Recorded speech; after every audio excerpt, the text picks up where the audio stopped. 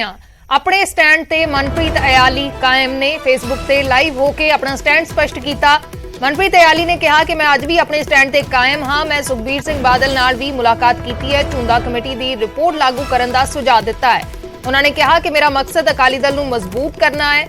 ਕੁਝ ਸਾਲ ਪਹਿਲਾਂ ਰਾਜਨੀਤੀ ਤੋਂ ਵੱਖ ਹੋਣ ਦਾ ਮਨ ਬਣਾ ਲਿਆ ਸੀ। ਮੈਂ ਮੈਦਾਨ ਛੱਡ ਕੇ ਨਹੀਂ ਭੱਜ ਸਕਦਾ ਸੀ। ਇਸੇ ਲਈ 2022 ਦੀ ਚੋਣ ਲੜੀ ਤੇ ਜਿੱਤਿਆ ਵੀ ਹਾਂ।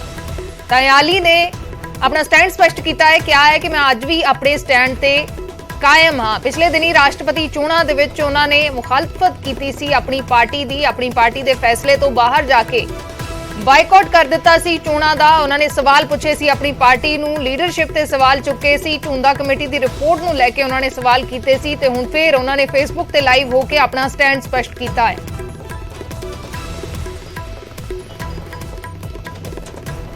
दिनां दे विच जो देश के राष्ट्रपति की जिहड़ी चोण हुई सी उस दे विच पंजाब दीआं मंगां नूं लैके, पंजाब दे मसलिਆਂ नूं लैके, पंजाबियां दे मसलिਆਂ नूं लैके, खास तौर ते सिख कौम दे जिहड़े मसले ने उन्हां नूं लैके अते हलके दाखे दे लोकां दी सलाह करन उपरंत अपनी ज़मीर नाल जो फैसला लिया गया सी चोण बाईकट करन दा, उस तो बाद जो उहदा सानूं लोकां वल्लों समर्थन मिलिया, साडे विदेशों में बैठे साडे जिन्ने NRI भैन भरा ने, साडे जिन्ने सिख बुद्धिजीवी ने, सिख प्रचारक ने, उहदे नाल ही जिन्ने श्रोमणी अकाली दल दे वर्कर ने, ईवन लेखक, कवि अते मेरे हलके दे सारे ही जिहड़े साडे सपोर्टर वर्कर अते इत्थों तक कि जिहड़े वोटर ने ते उहदे नाल ही जिहड़े साडे विरोधी किसी टाइम हलके च विचरदे आ, लंबा समा हो गया, कुछ छोटी मोटियां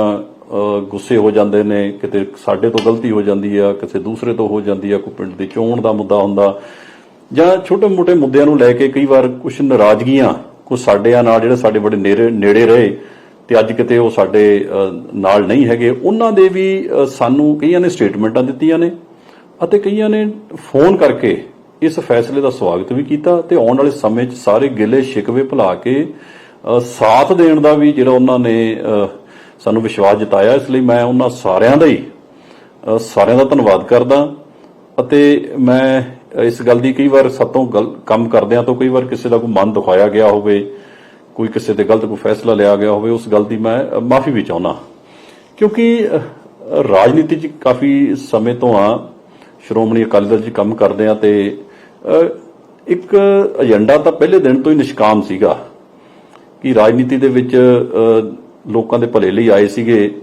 लेकिन किते ना किते जदों तुसीं शुरुआत हुंदी आ करदे हो शुरुआत दे विच कुछ तुहाडी उम्र भी उदां दी हुंदी आ, कई बार कोई फैसले लए जांदे आ जां तुहानूं लगदा भी शायद तुसीं चौधरली राजनीति च आए हो, लेकिन जदों समय दे नाल ही समय दे नाल तुसीं बुद्धिजीवी वर्ग नूं मिलदे हो, उन्हां लोकां नूं मिलदे हो, महापुरुषां नूं मिलदे हो ते जदों गुरु दे लड़ लग जांदे आ फिर समय नाल कोई तब्दीलियां भी आ जांदियां ने।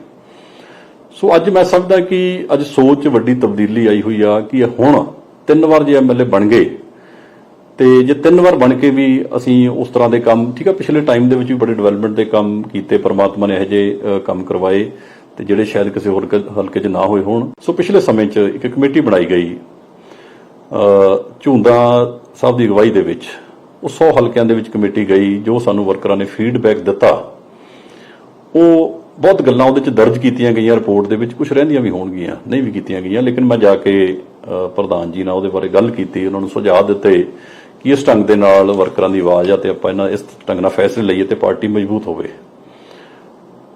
ठीक है, उहदे ते जे अमल हो जावे ਉਹ ਜਿਹੜੇ ਸੁਝਾਅ ਨੇ, क्योंकि अज भी आ जिहड़ा राष्ट्रपति चोण बाईकट कीता गया उस तो जो स्टैंड लिया गया उत्ते मैं अज भी कायम आ पूरा ਤੇ ਉਹਦੇ ਅੱਜ ਵੀ ਸਾਡੀਆਂ ਮੀਟਿੰਗਾਂ ਹੋ ਰਹੀਆਂ ਨੇ, ਪ੍ਰਧਾਨ ਜੀ ਨਾਲ ਮੀਟਿੰਗ ਵੀ ਹੋਈ ਆ, ਕਿਉਂਕਿ ਨਿੱਜੀ ਤਾਂ ਕੋਈ ਏਜੰਡਾ ਹੀ ਹੈ ਨਹੀਂ, ਨਾ ਨਿੱਜੀ ਕੋਈ ਰੌਲਾ ਵਾ, ਨਾ ਕੋਈ ਅਹੁਦੇ ਦਾ ਮਸਲਾ ਵਾ। ਮੇਰੇ ਕੋਲ ਤਾਂ ਆਲਰੇਡੀ MLA ਵਿਧਾਨ ਸਭਾ ਦੇ ਵਿੱਚ ਪਾਰਟੀ ਦੀ ਲੀਡਰ ਹੈਗਾ। ਸੋ ਮਸਲਾ ਤਾਂ ਇੱਕੋ ਇੱਕ ਏਜੰਡਾ ਕਿ ਸ਼੍ਰੋਮਣੀ ਅਕਾਲੀ ਦਲ ਨੂੰ ਅਸੀਂ ਕਿੱਦਾਂ ਮਜ਼ਬੂਤ ਕਰੀਏ।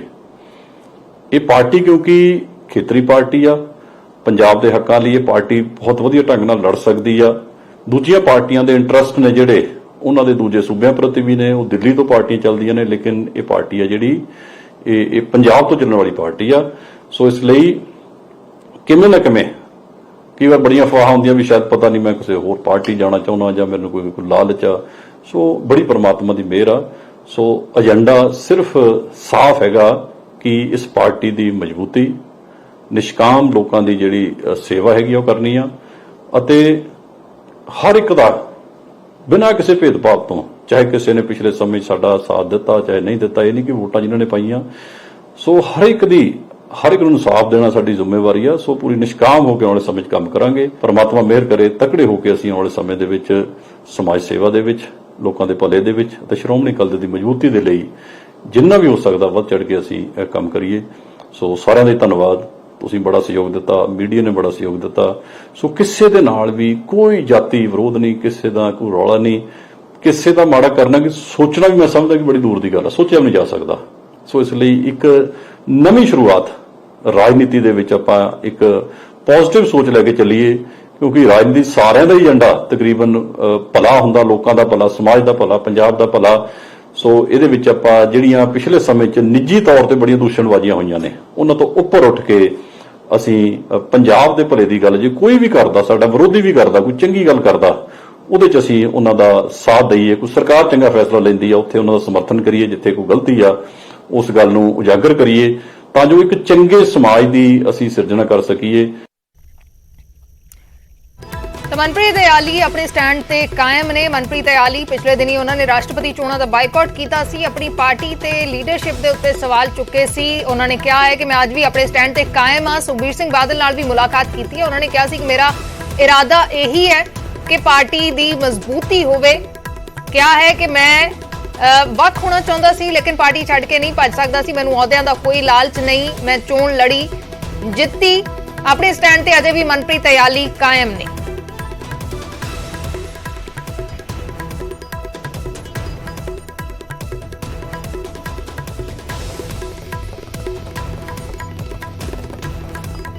ਮਨਪ੍ਰੀਤ ਇਆਲੀ ਪਿਛਲੇ ਦਿਨੀ ਉਹਨਾਂ ਨੇ ਰਾਸ਼ਟਰਪਤੀ ਚੋਣਾਂ ਦਾ ਬਾਈਕਾਟ ਵੀ ਕੀਤਾ ਸੀ। ਉਹਨਾਂ ਨੇ ਆਪਣੀ ਪਾਰਟੀ ਤੇ ਲੀਡਰਸ਼ਿਪ ਤੇ ਸਵਾਲ ਚੁੱਕੇ ਸੀ। ਹੁਣ ਉਹਨਾਂ ਨੇ ਫਿਰ ਤੋਂ ਫੇਸਬੁੱਕ ਦੇ ਉੱਤੇ ਲਾਈਵ ਹੋ ਕੇ ਕਿਹਾ ਹੈ ਕਿ ਮੈਨੂੰ ਅਹੁਦਿਆਂ ਦਾ ਕੋਈ ਲਾਲਚ ਨਹੀਂ, 2022 ਦੀ ਚੋਣ ਲੜੀ, ਜਿੱਤਿਆਂ ਵੀ ਆ, ਲੇਕਿਨ ਉਹਨਾਂ ਨੇ ਕਿਹਾ ਕਿ ਮੈਂ ਪਾਰਟੀ ਦੀ ਮਜ਼ਬੂਤੀ ਚਾਹੁੰਦਾ ਹਾਂ। ਝੁੰਦਾ ਕਮੇਟੀ ਦੀ ਰਿਪੋਰਟ ਲਾਗੂ ਕਰਨ ਦਾ ਸੁਖਬੀਰ ਸਿੰਘ ਬਾਦਲ ਨੂੰ ਸੁਝਾਅ ਵੀ ਦਿੱਤਾ। ਅਮਨ ਭਾਰਦਵਾਜ ਸਾਡੇ ਸਹਿਯੋਗੀ ਜੁੜੇ ਨੇ। ਅਮਨ, ਕੀ ਕੁਝ ਤੁਹਾਡੇ ਕੋਲ ਜਾਣਕਾਰੀ? ਮਨਪ੍ਰੀਤ ਇਆਲੀ ਫਿਰ ਤੋਂ ਫੇਸਬੁੱਕ ਤੇ ਲਾਈਵ ਹੋਏ ਨੇ, ਫਿਰ ਤੋਂ ਇੱਕ ਵਾਰ ਉਹਨਾਂ ਨੇ ਆਪਣਾ ਸਟੈਂਡ ਬਿਆਨ ਕੀਤਾ ਹੈ। बिल्कुल अशदीप, क्योंकि इसनू पहला तो बागी सुर जिहड़े है मनप्रीत इयाली वालों इख्तियार किए गए ने, इसनू इस तरीके नाल देखा गया, लेकिन वही स्टैंड मनप्रीत इयाली उन्हां दा बरकरार है। और खास करके जिन गल्लां नू लेके राष्ट्रपति चोणां वेले जिहड़ी वोटिंग नहीं पाई उसका बाइकाट किया, उससे भी कह रहे हैं कि स्टैंड जिहड़ा है वो क्लीयर है। और जो पार्टी दे वर्करां ने झुंदा कमेटी दे तहत सुझाव दिते ने 100 हल्कियां च, सुझाव ਇਹ ਵੀ ਇਆਲੀ ਉਹਨਾਂ ਨੇ ਫੇਸਬੁੱਕ ਤੇ ਕਿਹਾ ਹੈ ਕਿ ਉਹ ਸੁਝਾਅ ਸੁਖਬੀਰ ਬਾਦਲ ਉਹਨਾਂ ਨੂੰ ਕਹੇ ਨੇ ਮੁਲਾਕਾਤ ਕਰਕੇ ਕਿ ਕੋਈ ਨਿੱਜੀ ਜਿਹੜੀ ਆਪਸ ਚ ਤਸਲ ਹੈ ਉਹ ਨਹੀਂ ਹੈ। ਪਾਰਟੀ ਨੂੰ ਦੀ ਬਿਹਤਰੀ ਲਈ ਪਾਰਟੀ ਨੂੰ ਜੋ ਸੁਝਾਅ ਮਿਲੇ ਨੇ ਵਰਕਰਾਂ ਨੂੰ, ਉਹ ਸੁਝਾਅ ਹੀ ਸੁਖਬੀਰ ਸਿੰਘ ਬਾਦਲ ਨੂੰ ਵੀ ਦਿੱਤੇ ਨੇ। ਔਰ ਜੇਕਰ ਝੁੰਦਾ ਕਮੇਟੀ ਨੂੰ ਲਾਗੂ ਕੀਤਾ ਜਾਏਗਾ, ਉਹਨਾਂ ਸੁਝਾਵਾਂ ਨੂੰ ਲਾਗੂ ਕੀਤਾ ਜਾਏਗਾ ਤਾਂ ਪਾਰਟੀ ਦੀ ਬਿਹਤਰੀ ਜਿਹੜੀ ਹੈ ਉਹ ਹੋਵੇਗੀ। ਇਹ ਮਨਪ੍ਰੀਤ ਇਆਲੀ ਆਪਣੇ ਜਿਹੜੇ ਸਪੋਰਟਰ ਨੇ, ਪਾਰਟੀ ਦਾ ਕੀ ਰੁਖ ਹੈ? ਕਿਸੇ ਆਗੂ ਦੇ ਨਾਲ ਗੱਲਬਾਤ ਹੋਈ ਹੈ? ਪਾਰਟੀ ਦਾ ਇਸ ਨੂੰ ਲੈ ਕੇ ਕੀ ਰੁਖ ਹੈ? ਹਲੇ ਤੱਕ ਅਰਸ਼ਦੀਪ ਪਾਰਟੀ ਜਿਹੜੀ ਹੈ ਉਹ ਢਾਂਚੇ ਨੂੰ ਮਜ਼ਬੂਤ ਕਰਨ ਤੇ ਲੱਗੀ ਹੋਈ ਹੈ ਕਿ ਜਿਹੜੇ ਢਾਂਚੇ ਨੂੰ ਭੰਗ ਕੀਤਾ ਗਿਆ ਉਸ ਨੂੰ ਮਜ਼ਬੂਤ ਕੀਤਾ ਜਾਵੇ ਔਰ ਉਸ ਦੇ ਅੰਦਰ ਜਿਹੜੀ ਸ਼ਮੂਲੀਅਤ ਹੈ ਉਹ ਯੰਗ ਫੇਸਿਸ ਦੀ ਜਿਹੜੀ ਹੈ ਉਹ ਵੇਖੀ ਜਾਵੇ। ਔਰ ਇਸ ਤੇ ਪਾਰਟੀ ਵਿਚਾਰ ਕਰ ਰਹੀ ਹੈ, ਇਨ ਸੁਝਾਵਾਂ ਤੇ ਵੀ ਪਾਰਟੀ ਜਿਹੜੀ ਹੈ ਉਹ ਵਿਚਾਰ ਕਰ ਰਹੀ ਹੈ। ਜੀ ਸ਼ੁਕਰੀਆ ਅਮਨ ਪੂਰੀ ਜਾਣਕਾਰੀ ਦੇ ਲਈ। ਸਾਡੇ ਨਾਲ ਇਸ ਵੇਲੇ ਅਕਾਲੀ ਆਗੂ ਵਿਰਸਾ ਸਿੰਘ ਵਲਟੋਹਾ ਜੁੜੇ ਨੇ। ਵਲਟੋਹਾ ਜੀ, ਸਵਾਗਤ ਹੈ ਤੁਹਾਡਾ ਨਿਊਜ਼ 18 ਪੰਜਾਬ ਦੇ ਉੱਤੇ। ਮਿਹਰਬਾਨੀ ਜੀ, ਥੈਂਕ ਯੂ। ਮਨਪ੍ਰੀਤ ਇਆਲੀ ਅਜੇ ਵੀ ਆਪਣੇ ਸਟੈਂਡ ਤੇ ਕਾਇਮ ਨੇ। ਰਾਸ਼ਟਰਪਤੀ ਚੋਣਾਂ ਦਾ ਉਹਨਾਂ ਨੇ ਬਾਈਕਾਟ ਕੀਤਾ ਸੀ, ਸਵਾਲ ਚੁੱਕੇ ਸੀ, ਲੀਡਰਸ਼ਿਪ ਨੂੰ ਲੈ ਕੇ ਵੀ ਸਵਾਲ ਚੁੱਕੇ ਸੀ, ਹੋਰਨਾਂ ਚੀਜ਼ਾਂ ਨੂੰ ਲੈ ਕੇ ਵੀ ਸਵਾਲ ਚੁੱਕੇ ਸੀ, ਝੁੰਦਾ ਕਮੇਟੀ ਦੀਆਂ ਸਿਫਾਰਿਸ਼ਾਂ ਨੂੰ ਲੈ ਕੇ ਕਾਫੀ ਬੋਲੇ ਸੀ। ਉਹਨਾਂ ਨੇ ਫਿਰ ਤੋਂ ਫੇਸਬੁੱਕ ਲਾਈਵ ਹੋਏ ਨੇ, ਸ਼ਾਇਦ ਤੁਸੀਂ ਦੇਖਿਆ ਵੀ ਹੋਏ, ਤੇ ਉਹਨਾਂ ਨੇ ਫਿਰ ਤੋਂ ਕਿਹਾ ਕਿ ਇੱਕੋ ਇੱਕ ਉਹਨਾਂ ਦਾ ਇਰਾਦਾ ਇਹ ਹੈ ਕਿ ਪਾਰਟੀ ਮਜ਼ਬੂਤ ਹੋਵੇ। ਦੇਖੋ, ਪਹਿਲੀ ਤੇ ਗੱਲ ਹੈ ਕਿ ਮੈਂ ਉਹਨਾਂ ਦਾ ਲਾਈਵ ਨਹੀਂ ਦੇਖਿਆ, ਪਰ ਜਿਸ ਤੱਕ ਉਹਨਾਂ ਦੇ ਸਟੈਂਡ ਦੀ ਗੱਲ ਹੈ, ਉਹਨਾਂ ਨੇ ਝੁੰਦਾ ਕਮੇਟੀ ਦੀ ਜਿਹੜੀ ਰਿਪੋਰਟ ਸੀ ਉਹਦੀਆਂ ਸਿਫਾਰਿਸ਼ਾਂ ਨੂੰ ਲਾਗੂ ਕਰਨ ਦੀ ਗੱਲ ਕੀਤੀ ਹੈ ਜੀ। ਔਰ ਉਹਦੇ ਬਾਰੇ ਬਕਾਇਦਾ ਪਾਰਟੀ ਦੇ ਅੰਦਰ ਡਿਸਕਸ਼ਨ ਹੋ ਕੇ, ਕੋਰ ਕਮੇਟੀ ਅੰਦਰ ਡਿਸਕਸ਼ਨ ਹੋ ਕੇ, ਔਰ ਸਮੁੱਚੀ ਰਿਪੋਰਟ ਜਿਹੜੀ ਆ ਕੋਰ ਕਮੇਟੀ ਵੱਲੋਂ ਪ੍ਰਵਾਨ ਕੀਤੀ ਗਈ ਆ, ਉਹਨੂੰ ਲਾਗੂ ਕਰਨ ਵਾਸਤੇ ਸਰਦਾਰ ਸੁਖਬੀਰ ਸਿੰਘ ਬਾਦਲ ਨੂੰ ਜਿਹੜੇ ਆ ਅਧਿਕਾਰ ਦਿੱਤੇ ਗਏ ਨੇ ਔਰ ਜਿਹੜੀ ਸਮੁੱਚੀ ਰਿਪੋਰਟ ਆ ਉਹ ਲਾਗੂ ਹੋਏਗੀ। ਮੈਨੂੰ ਵੀ ਪਤਾ ਉਸ ਰਿਪੋਰਟ 'ਚ ਕੀ ਆ, ਇਹ ਆਲੀ ਸਾਹਿਬ ਨੂੰ ਪਤਾ ਹੈ ਉਸ ਰਿਪੋਰਟ 'ਚ ਕੀ ਆ, ਤੇ ਜਿਹੜੇ 13 ਮੈਂਬਰ ਸਾਹਿਬਾਨ ਸੀਗੇ ਜਿਨ੍ਹਾਂ ਨੇ ਤਿਆਰ ਕੀਤੀ ਸੀ ਉਹਨਾਂ ਨੂੰ ਵੀ ਪਤਾ ਹੈ ਔਰ ਬਹੁਤ ਵਧੀਆ ਰਿਪੋਰਟ ਹੈ। ਪ੍ਰੋਫੈਸਰ ਪ੍ਰੇਮ ਸਿੰਘ ਚੰਦੂਮਾਜਰਾ ਨੇ ਕਿਹਾ ਕਿ ਮੈਨੂੰ ਨਹੀਂ ਪਤਾ ਰਿਪੋਰਟ 'ਚ ਕੀ ਸੀ ਕਿਉਂਕਿ ਸਮੀਖਿਆ ਕਮੇਟੀ 'ਚੋਂ ਰਿਪੋਰਟ ਨਹੀਂ ਆਈ ਸੀ। ਪਿਛਲੇ ਦਿਨੀ ਉਹਨਾਂ ਦਾ ਬਿਆਨ ਵੀ ਆਇਆ ਸੀ। ਨੇ ਦੇਖੋ ਚੰਦੂਮਾਜਰਾ ਸਾਹਿਬ ਉਸ ਦਿਨ ਦੀ ਜਿਹੜੀ ਉਹ ਮੀਟਿੰਗ ਸੀ ਉਹਦੇ ਉਹ ਮੈਂਬਰ ਸੀਗੇ ਜੀ ਕੋਰ ਕਮੇਟੀ ਦੇ। ਉਹ ਉਸ ਦਿਨ ਕਿਸੇ ਕਾਰਨ ਕਰਕੇ ਮੀਟਿੰਗ ਵਿੱਚ ਨਹੀਂ ਪਹੁੰਚ ਸਕੇ। ਬਾਕੀ ਉਹਨਾਂ ਦਾ ਬੇਟਾ ਜਿਹੜੇ ਆ ਸਰਦਾਰ ਹਰਿੰਦਰਪਾਲ ਸਿੰਘ ਚੰਦੂਮਾਜਰਾ ਉਹ ਬਕਾਇਦਾ ਉਸ ਕਮੇਟੀ ਜਿਹੜੀ 13 ਮੈਂਬਰੀ ਝੁੰਦਾ ਕਮੇਟੀ ਸੀਗੀ ਉਹਦੇ ਮੈਂਬਰ ਸੀਗੇ ਔਰ ਬਕਾਇਦਾ ਜਿਹੜੀ ਆ ਜਿਹੜੇ ਸਮੀਖਿਆ ਕਮੇਟੀ ਬਣੀ ਸੀਗੀ ਉਹ ਸਾਰੀ ਕੋਰ ਕਮੇਟੀ ਸੀਗੀ। ਜਿਹੜੇ 12 ਮੈਂਬਰ ਸੀਗੇ ਉਹ ਸਾਰੇ ਦੇ ਸਾਰੇ ਕੋਰ ਕਮੇਟੀ ਦਾ ਹਿੱਸਾ ਸੀਗੇ। ਇਸੇ ਕਰਕੇ ਸਿੱਧੀ ਦੀ ਸਿੱਧੀ ਜਿਹੜੀ ਆ ਕੋਰ ਕਮੇਟੀ 'ਚ ਰਿਪੋਰਟ ਆਈ ਹੈ ਜੀ, ਕਿਉਂਕਿ ਉਹ ਜਿਹੜੇ ਸਾਰੇ ਮੈਂਬਰ ਉੱਥੇ ਸੀਗੇ ਉਹਨਾਂ ਦੇ ਸਾਹਮਣੇ ਕੱਲੇ ਪੁਆਇੰਟ ਦੇ ਉੱਤੇ ਡਿਸਕਸ਼ਨ ਹੋਈ ਹੈ ਜੀ, ਕੱਲੇ ਤੇ ਵਿਚਾਰ ਹੋਈ ਹੈ। ਉਹਦਾ ਇੱਕ ਸਟੈਪ ਜਿਹੜਾ ਆ ਕਿ ਪਾਰਟੀ ਦਾ ਇੱਕ ਸਾਰਾ ਜਥੇਬੰਦਕ ਢਾਂਚਾ ਭੰਗ ਕੀਤਾ ਜਾਵੇ, ਨੌਜਵਾਨ ਫੇਸ, ਲੋਕਾਂ 'ਚ ਪ੍ਰਵਾਨਿਤ ਚਿਹਰੇ ਔਰ ਲੋਕਾਂ ਦੀ ਆਸਾਂ ਉਮੀਦਾਂ ਤੇ ਪੂਰੇ ਉਤਰਨ ਵਾਲੇ ਅੱਜ ਦੇ ਜ਼ਮਾਨੇ ਦੀ ਸਿਆਸਤ ਦੇ ਮੁਤਾਬਕ ਜਿਹੜਾ ਆ ਜਿਹੜੀ ਇੱਕ ਉਹ ਦਿੱਖ ਜਿਹੜੀ ਸ਼੍ਰੋਮਣੀ ਅਕਾਲੀ ਦਲ ਦੀ 1920 ਵਾਲੀ ਸੀਗੀ, ਜਿਹੜੀ ਇੱਕ ਸੰਘਰਸ਼ਸ਼ੀਲ ਜਥੇਬੰਦੀ ਸੀ ਔਰ ਪੰਥਕ ਸੋਚ ਵਾਲੀ ਸੀਗੀ, ਪੰਜਾਬ ਦੇ ਹੱਕਾਂ ਤੇ ਹਿੱਤਾਂ ਲਈ ਲੜਨ ਵਾਲੀ ਸੀ, ਉਹ ਜਿਹੜੀ ਇਮੇਜ ਲੈ ਕੇ ਜਿਹੜੀ ਆ ਇੱਕ ਨਵੀਂ ਜਿਹੜੀ ਜਥੇਬੰਦੀ ਆ ਇੱਕ ਤਰ੍ਹਾਂ ਉਹਦਾ ਪੁਨਰਗਠਨ ਕਹਿ ਲਓ ਜਾਂ ਉਹਨੂੰ ਜਿਹੜਾ ਮੁੜ ਸੁਰਜੀਤ ਕਹਿ ਲਓ ਜਾਂ ਉਹਦੇ 'ਚ ਮੁੜ ਜਿਹੜੀ ਉਹ ਚੰਗਿਆਰੀ ਆ ਜਿਹੜੀ ਉਹ ਭਰੀ ਜਾਵੇ। ਅਜਿਹੇ ਜਿਹੜੀ ਆ ਉਹਦੇ 'ਚ ਸਿਫਾਰਿਸ਼ਾਂ ਕੀਤੀਆਂ ਗਈਆਂ ਨੇ, ਜੋ ਕੁਝ ਵੀ ਸਿਫਾਰਿਸ਼ਾਂ ਕੀਤੀਆਂ ਗਈਆਂ ਨੇ ਉਹ ਸਾਰੀਆਂ ਉਹਦੇ ਮੁਤਾਬਿਕ ਜਿਹੜਾ ਪੁਨਰਗਠਨ ਜਿਹੜਾ ਆ ਜਥੇਬੰਦੀ ਦਾ ਹੋਊਗਾ। ਅੱਛਾ, ਮਨਪ੍ਰੀਤ ਇਆਲੀ ਨੇ ਸਵਾਲ ਚੁੱਕੇ ਸੀ ਰਾਸ਼ਟਰਪਤੀ ਚੋਣਾਂ ਨੂੰ ਲੈ ਕੇ, ਉਹਨਾਂ ਨੇ ਬਾਈਕਾਟ ਵੀ ਕਰਤਾ ਸੀ, ਸਵਾਲ ਵੀ ਉਹਨਾਂ ਨੇ ਚੁੱਕੇ ਸੀ। ਹੁਣ ਉਪ ਰਾਸ਼ਟਰਪਤੀ ਚੋਣਾਂ ਦੇ ਵਿੱਚ ਫਿਰ ਤੋਂ ਐਨਡੀਏ ਉਮੀਦਵਾਰ ਦਾ ਸਮਰਥਨ ਅਕਾਲੀ ਦਲ ਨੇ ਕੀਤਾ ਹੈ, ਕਿਤੇ ਨਾ ਕਿਤੇ ਉਸ ਦੇ ਨਾਲ ਵੀ ਇਸ ਨੂੰ ਜੋੜ ਕੇ ਦੇਖਿਆ ਜਾਏਗਾ। ਦੇਖੋ ਇਹ ਉਹਨਾਂ ਦੀ ਨਿੱਜੀ ਰਾਏ ਹੋ ਸਕਦੀ ਹੈ। ਪਾਰਟੀ ਨੇ ਦੇਖੋ ਸਭ ਤੋਂ ਪਹਿਲੀ ਤੇ ਗੱਲ ਹੈ ਕਿ ਜਮਹੂਰੀਅਤ ਦੇ ਵਿੱਚ ਡੈਮੋਕ੍ਰੇਸੀ ਦੇ ਵਿੱਚ ਵੋਟ ਦੀ ਵਰਤੋਂ ਜ਼ਰੂਰ ਕਰਨੀ ਚਾਹੀਦੀ ਜੀ ਔਰ ਕਾਂਗਰਸ ਨਾਲ ਅਸੀਂ ਜਾ ਨਹੀਂ ਸਕਦੇ। ਔਰ ਜੇ ਰਾਸ਼ਟਰਪਤੀ ਵਾਸਤੇ ਸੀ ਤੇ ਦ੍ਰੋਪਦੀ ਮੁਰਮੂ ਜੀ ਜਿਹੜੇ ਕਿ ਪਛੜੇ ਵਰਗ ਵਿੱਚੋਂ ਔਰ ਇੱਕ ਕਬਾਇਲੀ ਭਾਈਚਾਰੇ ਚੋਂ ਉਹ ਆਏ ਸੀ ਔਰ ਘੱਟ ਗਿਣਤੀਆਂ ਚੋਂ ਔਰ ਗਰੀਬਾਂ ਦੀਆਂ ਘੱਟ ਗਿਣਤੀਆਂ ਦੀਆਂ ਉਹ ਮੁਸ਼ਕਲਾਂ ਵੱਧ ਸਮਝ ਸਕਦੇ ਨੇ ਔਰ ਸਾਡੇ ਮਸਲਿਆਂ ਨੂੰ ਉਹਨਾਂ ਤੋਂ ਹੱਲ ਹੋਣ ਦੀ ਜ਼ਿਆਦਾ ਆਸ ਹੈ। ਔਰ ਜਿਸ ਤੱਕ ਹੁਣ ਧਨਖੜ ਸਾਹਿਬ ਦਾ ਸੰਬੰਧ ਹੈ ਇਹ ਜਾਟ ਭਾਈਚਾਰੇ ਚੋਂ ਔਰ ਪੰਜਾਬ ਜਿਹੜਾ ਆ ਜੱਟ ਭਾਈਚਾਰੇ ਨਾਲ ਸੰਬੰਧਿਤ ਹੈ, ਕਿਸਾਨੀ ਨਾਲ ਸੰਬੰਧਿਤ ਹੈ।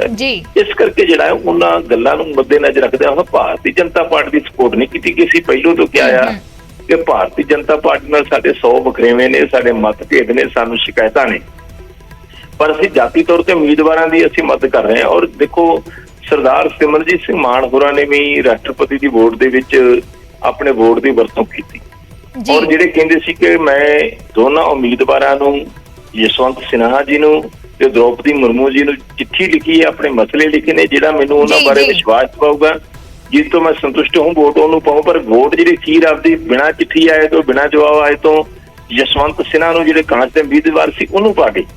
ਇਸ ਕਰਕੇ ਜਿਹੜਾ ਆ ਇਆਲੀ ਸਾਹਿਬ ਬਹੁਤ ਸਿਆਣੇ ਨੇ, ਬਹੁਤ ਸਮਝਦਾਰ ਨੇ ਔਰ ਯੂਥ ਆਗੂ ਨੇ। ਪਾਰਟੀ ਨੂੰ ਉਹਨਾਂ ਦੇ ਉੱਤੇ ਮਾਣ ਹੈ। ਉਹਨਾਂ ਨੂੰ ਵੀ ਪਾਰਟੀ ਦੇ ਜ਼ਾਬਤੇ ਦੀ ਜਿਹੜੀ ਆ ਪੂਰੀ ਜਿਹੜੀ ਆ ਪਾਲਣਾ ਕਰਨੀ ਚਾਹੀਦੀ ਆ। ਪਾਰਟੀ ਜ਼ਾਬਤਾ ਜਿਹੜਾ ਆ ਸਭ ਤੋਂ ਅਹਿਮ ਹੁੰਦਾ ਆ। ਗੱਲ ਕਰਨੀ ਆ, ਗੱਲ ਕੀਤੀ ਵੀ ਹੈ। ਮੈਂ ਉੱਥੇ ਨਾਲ ਸੀ ਜਦੋਂ ਸਰਦਾਰ ਸੁਖਬੀਰ ਸਿੰਘ ਬਾਦਲ ਹੋਰਾਂ ਨੂੰ ਪਿਛਲੇ ਦਿਨੀ ਮਿਲੇ ਆ, ਮਿਲਣ ਵਾਲਿਆਂ 'ਚ ਅਸੀਂ ਸਾਰੇ ਇਕੱਠੇ ਸੀਗੇ, ਉੱਥੇ ਬਹਿ ਕੇ ਗੱਲਬਾਤ ਹੋਈ ਆ, ਬੜੀ ਲੰਬੀ ਚੌੜੀ ਗੱਲਬਾਤ ਹੋਈ ਆ। ਉੱਥੇ ਜੱਫੀਆਂ ਪਾ ਕੇ ਨਿਕਲੇ ਨੇ, ਭੌਂ ਕੇ ਫਿਰ ਆਪਾਂ ਉਹੀ ਗੱਲਾਂ ਕਰੀ, ਇਹ ਚੰਗੇ ਨਹੀਂ ਲੱਗੀਦਾ ਜੀ। ਚਲੋ ਸ਼ੁਕਰੀਆ ਵਲਟੋਆ ਜੀ ਗੱਲਬਾਤ ਕਰਨ ਦੇ ਲਈ। ਤਾਂ ਮਨਪ੍ਰੀਤ ਇਆਲੀ ਦੇ ਵੱਲੋਂ ਇੱਕ ਫੇਸਬੁੱਕ ਪੋਸਟ ਪਾਈ ਗਈ ਹੈ, ਫੇਸਬੁੱਕ ਤੇ ਲਾਈਵ ਹੋ ਕੇ ਉਹਨਾਂ ਨੇ ਫਿਰ ਤੋਂ ਆਪਣਾ ਸਟੈਂਡ ਸਪਸ਼ਟ ਕੀਤਾ ਹੈ। ਵਿਰਸਾ ਸਿੰਘ ਵਲਟੋਆ ਸਾਡੇ ਨਾਲ ਜੁੜੇ, ਉਹਨਾਂ ਨੇ ਕਿਹਾ ਕਿ ਝੁੰਦਾ ਕਮੇਟੀ ਦੀਆਂ ਜਿਹੜੀ ਰਿਪੋਰਟ ਸੀ ਉਸ ਦੀਆਂ ਸਿਫਾਰਿਸ਼ਾਂ ਲਾਗੂ ਕਰਨ ਨੂੰ ਲੈ ਕੇ ਗੱਲਬਾਤ ਹੋਈ ਹੈ ਤੇ ਉਹ ਸਿਫਾਰਿਸ਼ਾਂ ਲਾਗੂ ਵੀ ਕੀਤੀਆਂ ਜਾ ਰਹੀਆਂ ਨੇ।